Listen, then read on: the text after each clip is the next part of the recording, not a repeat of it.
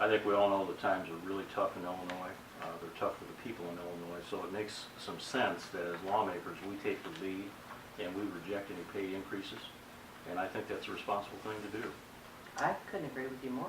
Kent, I think you've got legislation to do just Yeah, that. well, when I found out after the governor gave his budget address that he included about $250,000 in that budget for pay increases for himself, agency directors, and for the legislators, I was shocked. Exactly. So there's about $250,000 built into his budget, which of course he didn't have to include in that.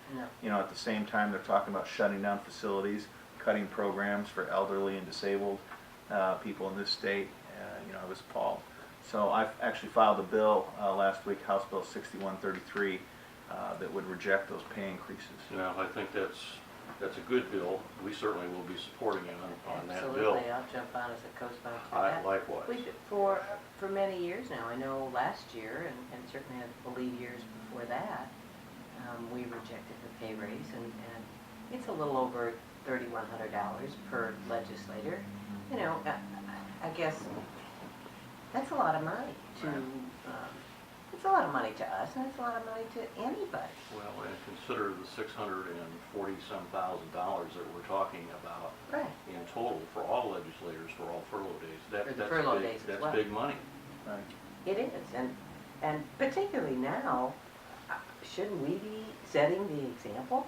We should be. Absolutely. And I put the governor into that responsibility too. I think that he should be stepping up. Well, I think it's fair to say when he's increasing expenses while we're trying to decrease them, that's not good leadership and it's pretty poor management.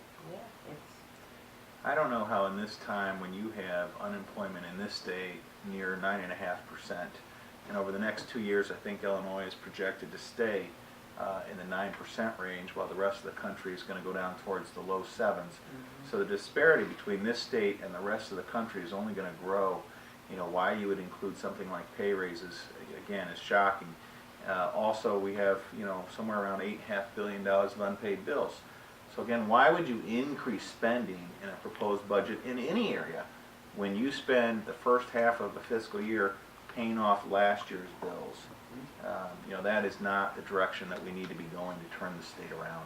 And no wonder why businesses and individuals, are fleeing the state and our unemployment is on the rise. Well, and the truth be known, just a personal account, but I had a businessman come into my office in the district a week ago, and he said, and long and short of it, he said, if I ran my business like you run the state of Illinois, and he referred to the governor's lack of leadership, he said, I would be broke too. He said, I'd be bankrupt. Yeah.